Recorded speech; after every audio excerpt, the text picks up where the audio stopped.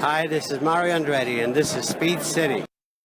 Welcome back to the fastest hour in radio, Speed City.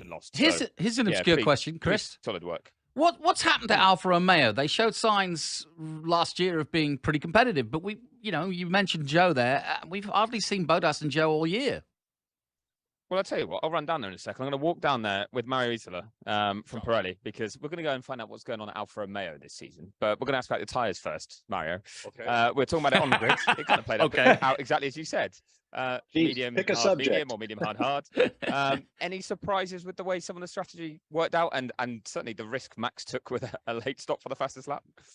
Yeah, it was not really a risk, because we know that Red Bull is quite good with the pit stop. So, yeah, you are right, because it's always a risk when you add one stop. But as you said, behavior of the tire was in line with our prediction, and therefore the strategies. I believe that the virtual safety car didn't change the approach. So it was a two-stop race for all the drivers. It was not possible, or not possible. It was possible, but not convenient to change the approach to only one stop. It was too slow compared to the two stops. What is very good to notice in this race was the possibility for drivers, I refer to Carlos and Checo, for example, to fight on track. A lot of time we talk about overheating. We had some degradation, thermal degradation. That is what we want. But the overheating, if they had overheating, it was manageable, because they had the possibility to fight on track. That is exactly what we wanted to see. Same for Formula 3 this morning, same for Formula 2 later in the morning.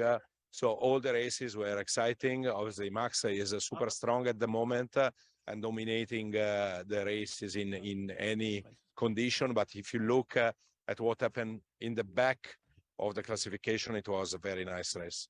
Yeah, it was like the perfect Pirelli race, I guess, having a two-stop where drivers could push and fight. But we've got a bit of time on the show where I'm going to ask you a wider question, which I'm sorry to put you on the spot, but Pirelli's got some competition for the next tyre tender. Sounds to be Bridgestone, but I know you're not allowed to name who it is if you know or don't know. But how do you feel about that competition, and how do you feel about your chances of retaining the tyre tender from 2025 onwards?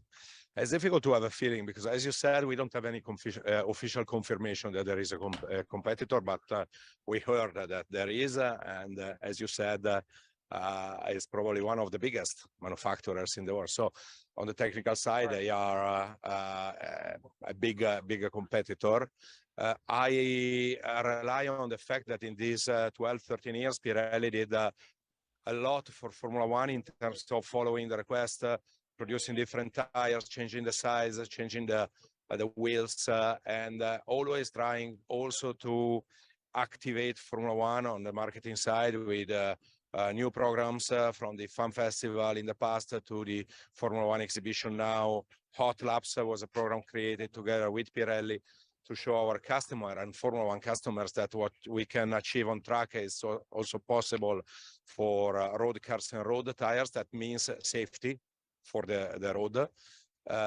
Formula One Academy is another good project. So in general, we always try to follow all the ideas and projects together with Formula One. So I believe we have been a good partner in the last 13 years, and I hope we can continue for an exciting 3-4 years time. And do you know when you'll find out? There is no deadline for the tender, so we are now in the second phase, the commercial negotiation, and the last one will be after the commercial negotiation. The decision will be taken by the FIA and F1 together, but there is no deadline. Okay, so a few sleepless nights to your head, I guess. Fingers crossed. Well, yeah, good luck for it. Thank you, Mario. Chris, thank you. I wasn't sure. Excellent. I asked Chris on Zoom chat if he could ask that question. I didn't know if he could see it while he was interviewing. So awesome. Or did you not see it? I could not, but great minds. Yeah, there we go. Just check. Yeah. Well done. Nicely done. Nicely done. Yeah. You know, I always We spend too much time together, don't we? yeah, I think that is the problem. That's if you follow Pirelli, and I do to a certain extent, you heard Mario Isola say Bridgestone Firestone is one of the biggest in the world. I thought Pirelli was the biggest in the world, but what stands out to me with Pirelli is they support so many different forms of motorsport. I mean, they are the exclusive supplier to World Rally, to all these junior formula. they're in motorcycles. You name it. And they got a bad rap early on. I used to have titanic arguments with a friend who was a self-educated tire engineer buff, who'd say, God, look at Pirelli's tires. They fall off. They're terrible. What a crap tire. And I kept telling him, look, Formula One told Pirelli, this was their assignment under their contract. Make a tire that degrades, that will fall off. Whose performance will create the sort of performance gaps on track that you want so that cars can overtake. They made the tire because that was exactly what Formula One wanted. And I think they deserve a lot of credit for that, because they go out there in the public and the uneducated people are going to say, oh, look at that horrible tire performance, because it was meant to perform that way.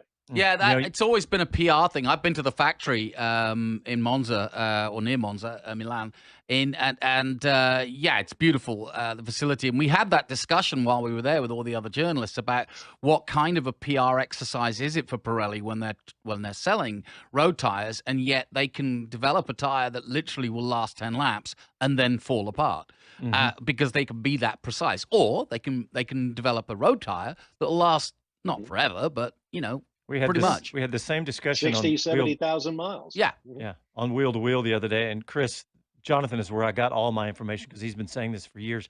And to answer your question, Bob, Michelin is bigger than Bridgestone, but it's Michelin 1, then Bridgestone. And speaking of Michelin tires, on road cars, like on my cars, that I aspire to have Michelins on all of them, because, I mean, like, for example, I got my wheels redone. I pulled my Michelins off with the wheels, threw on Pirellis, and for road cars, the Michelins were noticeably better grip. I mean, if you ask most road car guys, Michelin Pilot Sport Cup and Cup 2s and all those. Yeah, but because of that grip, you got a lot of 5-second penalties on Mopac, didn't you? All right, on that note. And guess who made the tires on the space shuttle? Who? Michelin. Yes, okay. All right, well, we need to take our final break, and we'll be back right after this.